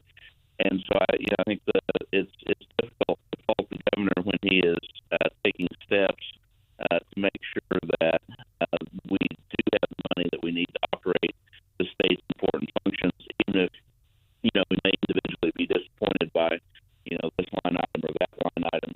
Certainly, the governor's heart, I think, is in a good place. He's trying to watch the state. Senator Trent, all of a sudden, we're hearing about every other syllable. We have a breakup. I wonder if we can call you back and we'll resume. Sound good? Yeah, certainly. Okay, let's do that. All right. So it's an interesting thing. I mean, I heard him clearly say that they want to tread rightly, right? Not too heavy, not too light, but sort of the Goldilocks approach to try to bring the two parties together. And I did, and again, when it comes to the veto session, it sounds like there's some action there where maybe there's an opportunity to get your sewer money back in Ashland, right? Is that what happens? The legislators they can override the line item veto. It's line by line or the whole package? No, line by line. Okay, but it's rare. Tough. Yeah. What is the threshold? Is it like a 2/3 or something? I think so. Yeah, it's not just a simple majority. Yeah. No, I don't think so. Yeah. But I mean, okay. And I think Randy, you were asking me earlier, is it in line with what Governor Parson always line itemed, and I don't think he was ever overridden on a line item on a budget issue. Yeah. So Senator Curtis Trent joins us again, and again represents the 20th district.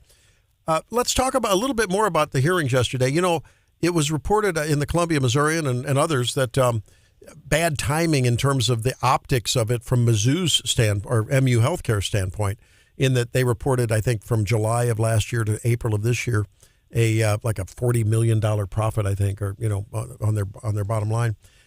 That on the surface looks suspect when you're saying, hey, I'm not making enough from Anthem, but yet and then they just got I think, didn't they get the full $50 million on the nuclear reactor too, which is, medically related. That's right. So, I mean, optically, that can play to Anthem's favor, I would think. Did that come up in the hearing yesterday about sort of what is the financial health or not of MU Healthcare vis-a-vis these discussions?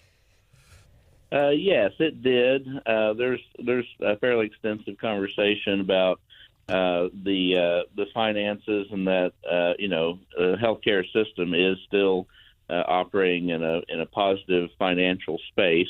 Mm-hmm.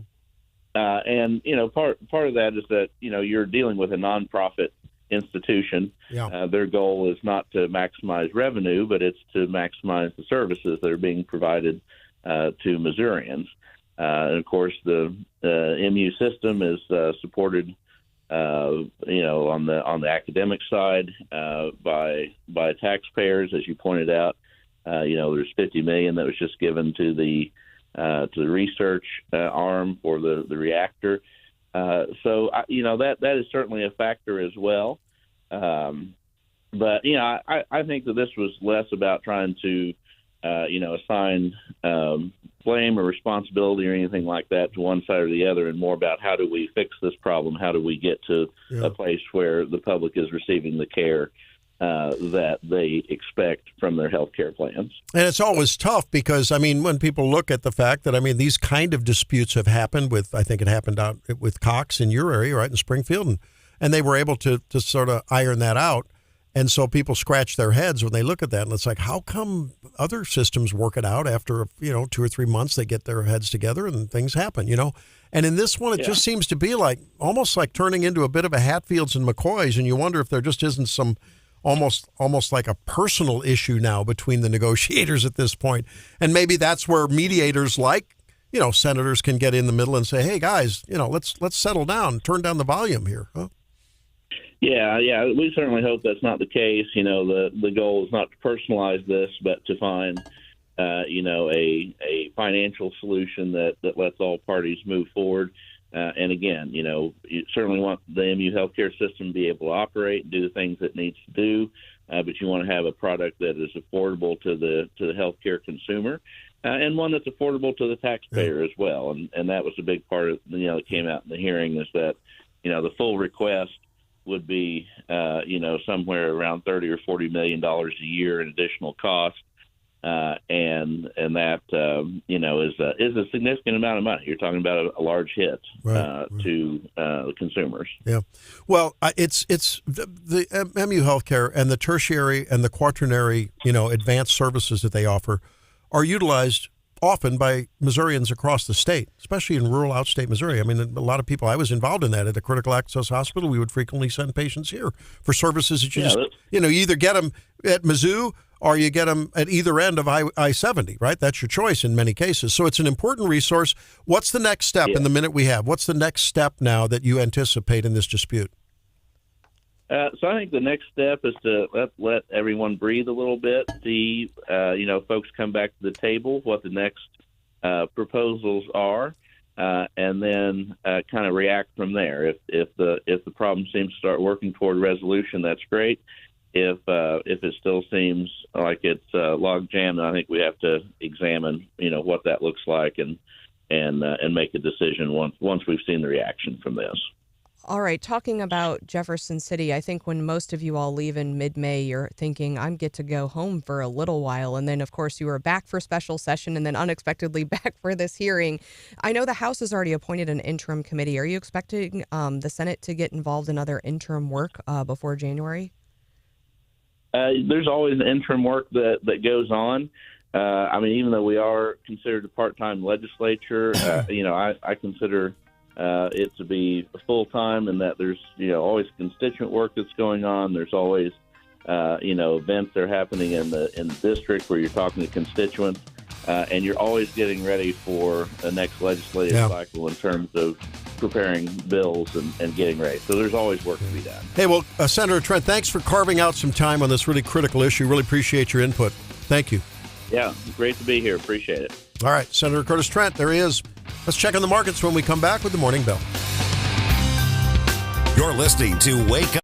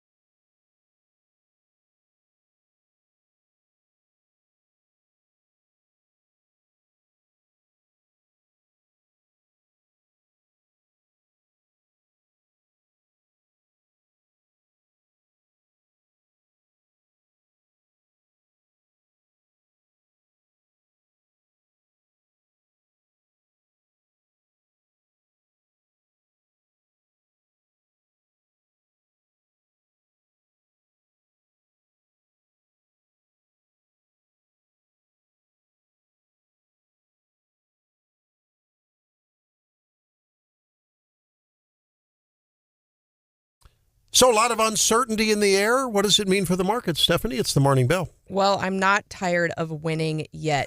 Both the NASDAQ and the S&P were up yesterday, notching record highs and having just a huge quarter. I think the S&P 500 not only set a record, but wrapped up its best quarter since December 2023. If you've invested in Meta hit an all-time high. Of course, that's on the heels of Zuckerberg's announcement that he's making some big AI hires, doing it personally with some big paychecks included. And I think he's already stolen a few people away from OpenAI. So it was a very good day in the markets yesterday. We had the Dow up 0.63%, S&P up 0.52%, NASDAQ up 0.47%. We're getting a little bit, it looks like, of a correction this morning with everybody in the red, but just slightly. As we look at the sectors, of course, technology up huge, financials, real estate also up. The only things down yesterday were consumer discretionary and energy. And let's talk women's basketball, Randy. Let's do. Oh boy, look at Drake's look excited. at Drake perk up there. I mean, Caitlin Clark obviously is leading this charge, but Sophie Cunningham has got her day, and she is, enjoying some pretty cool things right now. And so her being from Missouri has been really fun to watch. But they are just leading the WNBA into like things that have never been seen before. So yesterday, the WNBA announced that they're going to add 3 new teams. They are going to add teams in Cleveland in 2028, Detroit 2029, and Philadelphia in 2030.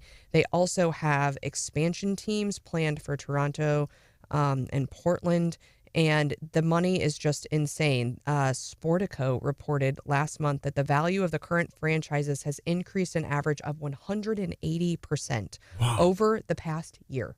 Thanks, Caitlin. So I know, and Sophie. I mean, I know in the past it's been kind of a joke, like, who watches women's basketball? Apparently a lot of people are watching women's basketball. More than 400,000 people attended WNBA games in the month of May.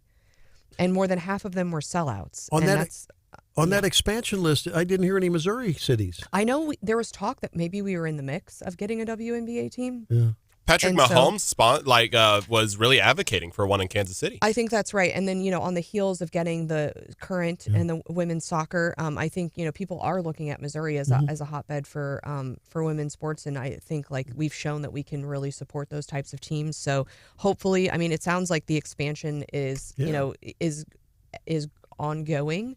And so if they keep on this pace, hopefully Missouri stays in the mix and maybe we could see a team. I'd love to take my kids to a WNBA game. I've been amazed at just watching. Maybe I've just seen these little clips that are anecdotes, but boy, it gets sort of rock'em sock'em in those games. Those ladies play tough. Yeah, play dirty, some of them too. Yeah, that's what I'm saying. I don't know if those are one-offs. Look at the salary disparities, because what do they say in WNBA is $75,000 or so is what even Caitlin Clark got. And the minimum salary in the NBA is like $1 million. Well, and the article notes that there is some tension because obviously the players are noticing this huge growth. They actually said the players' union ditched the collective bargaining agreement last fall in an attempt to try to get these higher salaries and improved benefits. And then also, John, you've got Sophie Cunningham's got some, they got brand deals and other things, merch. Their merch sales are up huge too. So there are other ways for them to earn income. But certainly, John, you're right. The salary thing is a big point of contention. It's less than a tenth of what the NBA guys get to start. Yeah, today that revenue sharing goes in for the NCAA, talking about money in sports. And so the caps on what every team can spend, right? So changes the rules. Listening to Wake Up Missouri, we're going to make a check on what's going on in that the vote-a-rama on that big budget bill. Bring that to you when we come back.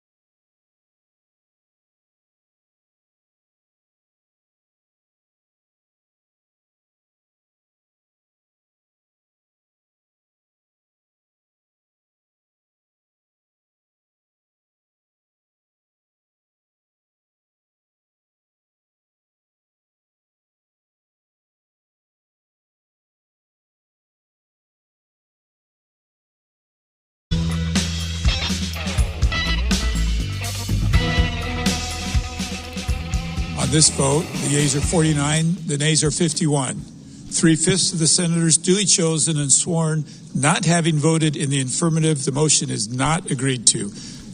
Well, that's just one of many amendments that were voted on. That particular one was an amendment proposing to fund Planned Parenthood as part of the big bill. And that went down to defeat. So at least as of now, in terms of this vote-a-rama, there won't be funding of Planned Parenthood. And we heard what the Supreme Court said last week about the states having the right not to fund it with Medicaid funds anyway. So that's a good news about the vote-a-rama, and we're keeping an eye on it. They continue to keep voting. J.D. Vance is on the Hill because it may take a tiebreaker. Now, Stephanie Bell, we've had some requests for a little summary of our big breaking interview with Andrew Bailey earlier. Yes, some of you missed the 7:10 interview with Andrew Bailey. He broke some news on this show. We've been covering for some time now. Columbia, President Trump, of course, issued an executive order saying you got to get rid of all these DEI programs. Columbia actually considered it. City Manager DeCarlin Seawood was actually his advice to the council. Hey, the federal funds are at stake, a lot of money. There's some debate about how much exactly. I know it's been kind of reported that it's about $40 million, and they considered it. They heard input and they said, we're keeping our DEI, and that has perked up the ears of our attorney general, who is he said, if they are so proud of their DEI, why aren't they saying anything about it? We can't find there's nothing on the website. Like, we want to know what's actually going on there. Are they using it in their hiring practices? Because that would be illegal. What is happening? And so he's said they're starting kicking off a probe today to find out more information about exactly how Columbia is using DEI in its city government. It's an interesting event. If you didn't hear the interview, that'll be up on the podcast later this morning or early afternoon. And I will say it's posted right now at on Twitter at 93.9 The Eagle. So oftentimes if you miss that, you can go back and catch Brian's got it up there. Yeah, or on the website. So check that out. The general's had a long challenge with DEI. Remember a couple years ago when he came on to talk to us about the drag show in Columbia? And then last year he went after the Hazelwood schools after that kind of racially fueled a fight in the Hazelwood district where a kid ended up in bad shape in the hospital. So he's been after, there's nothing new under the sun with Andrew Bailey and DEI in the schools. He mentioned IBM and then Starbucks, of course, as well. So, yeah, Yeah, I thought it was a really brazen move when, on the suggestion of DeCarlin Seawood, who suggested language that essentially, at least language-wise, eliminated the DEI overt language out of the strategic plan, right?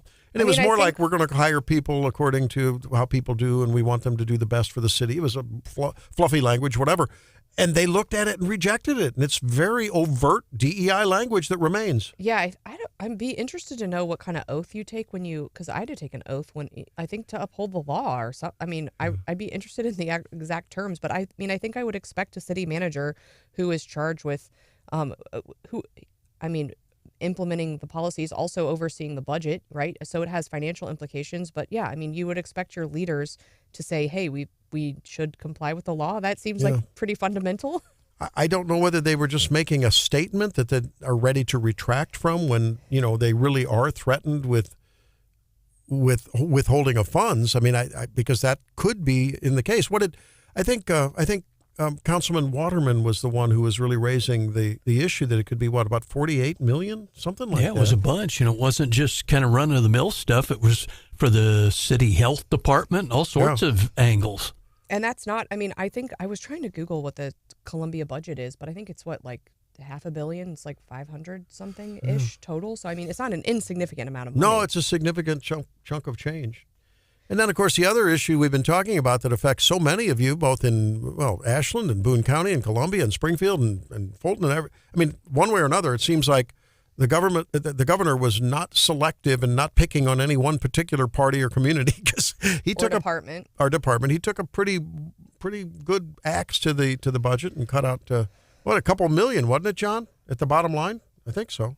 A couple $100 million. Yeah, like a half a billion. Couple $100 million.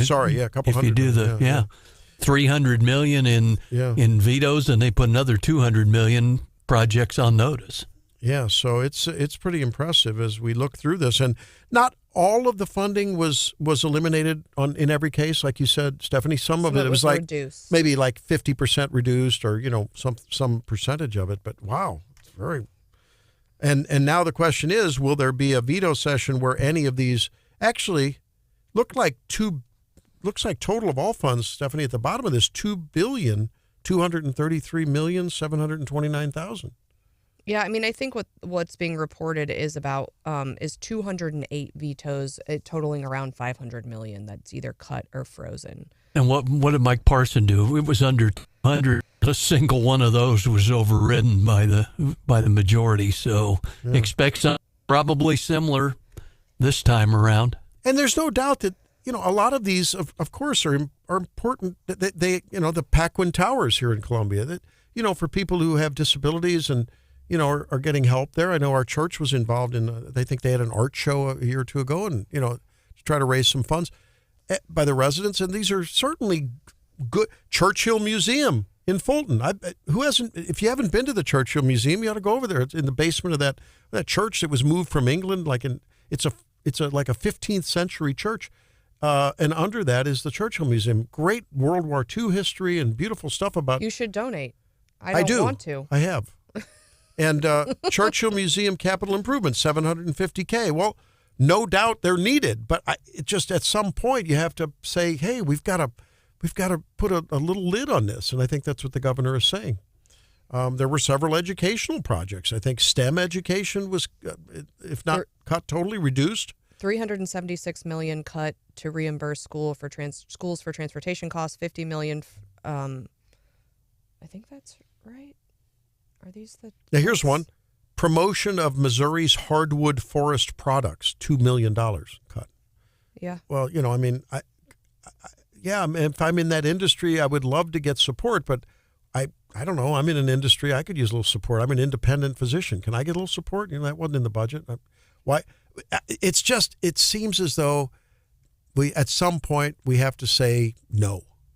And, I think the governor is probably trying to get back to essential things that have to be done, that are important first responsibilities of the government. Okay, the transportation costs were protected. Those were preserved in the budget in education, but there were several DESE cuts, quite a bit, I think. Here's one that $1.3 million for returning heroes. Now, who wouldn't want to support returning heroes? The question is, how do you support returning heroes? Do you support them with public funds? Do you support them, with private donations through the local VFW and veterans, organizations? I don't know. American Legion.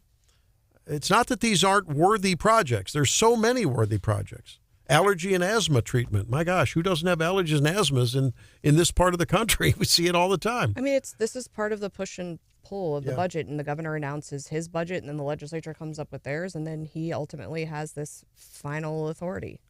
My understanding, I think, on the education is he can't line item the education money. And so the legislature did put, he had not fully funded the foundation formula, and then they did. But obviously he made some pretty significant cuts. And actually, we're going to be talking with Senate Appropriations Chairman Lincoln Huff tomorrow about the line items. That'll be good. Because historically in Missouri, it's the Senate who doesn't override the governor's vetoes. I know last year the House overrode some of those vetoes, but that didn't make it through the Senate. Mm-hmm. Mm-hmm. Yeah, it'll be a good discussion tomorrow. When does he join us? 8? I think 7:10. 7:10 tomorrow with Lincoln Huff. And, you look through this list, and boy, when you start, ABC News had this on their website. Science 6 through 12 program, worthy cause, right? $2 million vetoed. A Missouri Propane Gas Association, half of their $3 million that had been added to the budget is vetoed. Do the propane gas dealers need a subsidy from the state? I love you guys. I mean, the legislature thought they did. Why? It's these. Wouldn't you love to know? I guess wouldn't it be fun to just sit in and understand how these kind of sausages end up being on the plate?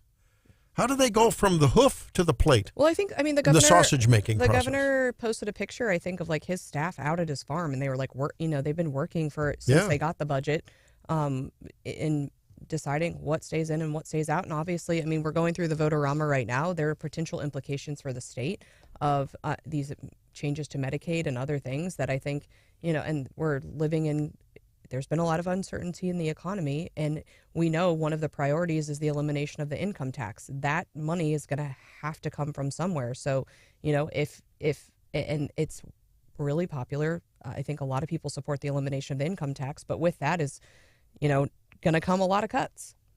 Yeah. So some people get their little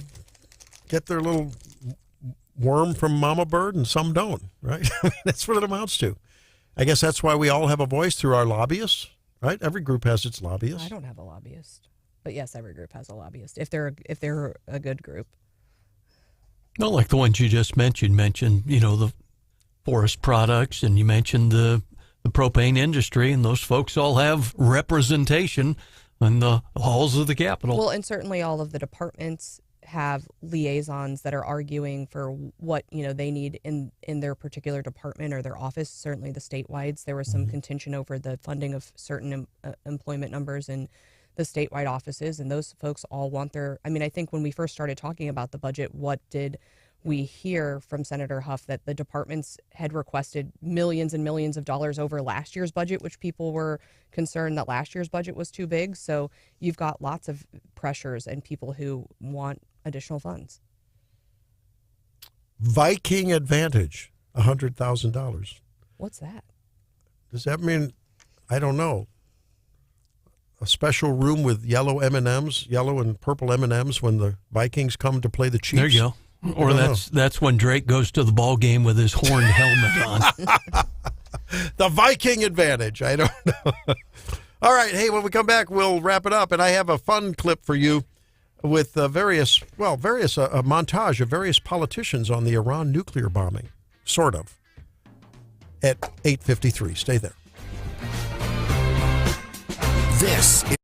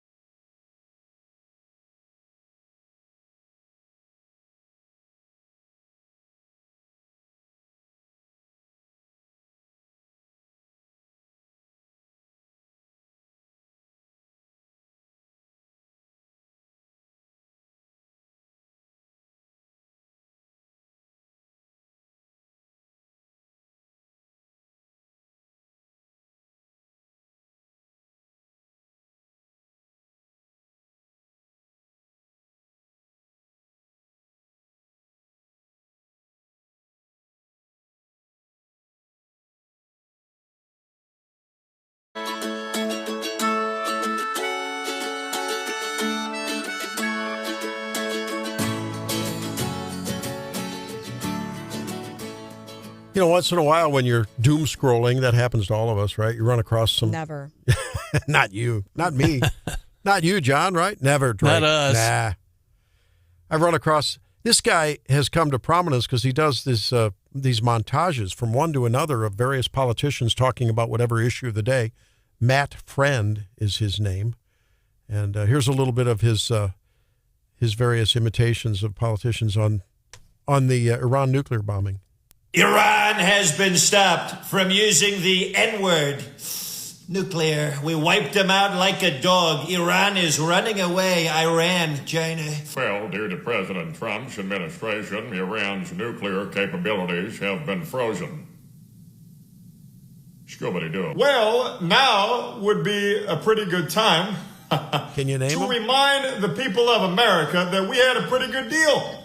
And I am my brother's keeper. Even in Iran, yes, we can.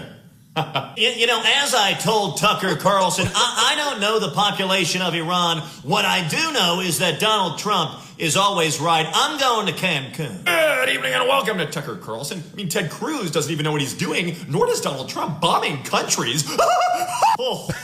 President Trump's unethical bombing of Iran shows that he only has the behavior of an oligarch.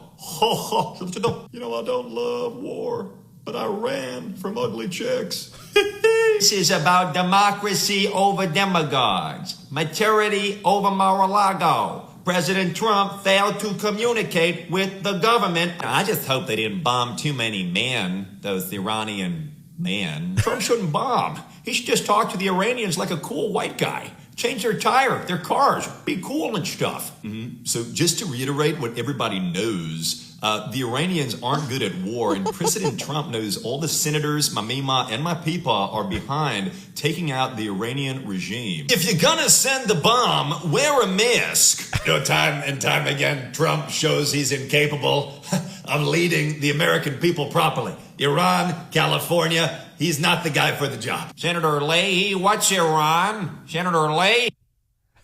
So good. Pretty good. Guy's really good. That's a skill I wish I had. Yeah, I mean, that's You've got amazing. a good Bernie Sanders. Yeah. Bernie Sanders? Come on, what do you mean? The oligarchs. Yeah, I'm gonna vote for Mondani. Come on. What's the matter with you, Stephanie Bell? You don't want to go for the oligarchs? That's very good. That's very good. Points for that. What do you have? Okay, on budget news, the Missouri National Education Association has filed a lawsuit against Kehoe, against Bailey, against Treasurer Malik, and I think against the Empowerment Scholarship Board, against to stop this $50 million appropriation for the Missouri Empowerment Scholarship Program. That's that program where it was expanded, right? You apply for these grants, right? But they're funded through formerly funded only through private donations to certain organizations, right?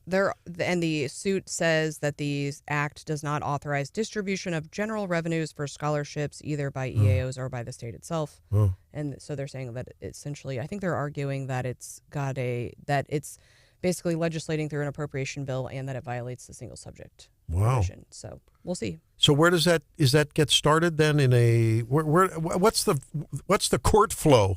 Well, I think it should have been filed in Cole County. So Cole County, the document now, because that's where the I don't know that they defendants are, and they ask for injunctive relief, which means like they could go in and ask like the court to press pause. The bar for getting injunctive relief is pretty high. Yeah. But they ask for basically a declaratory judgment, a declaration that the law doesn't allow that. Is this the kind of thing that would get sort of a fast track kind of a hearing in the courts, or is this going to drag on for years? It depends. Yeah. But that was a very lawyerly answer. It depends. It depends. I mean, they could. I would anticipate. I mean, because once the money's spent, right, it'd be hard to claw it back. So I would anticipate that MNEA will try to get into court pretty quickly. Right. Yeah. And then the court. I mean, do courts have rules as to how fast? Is that just sort of a capricious judge thing?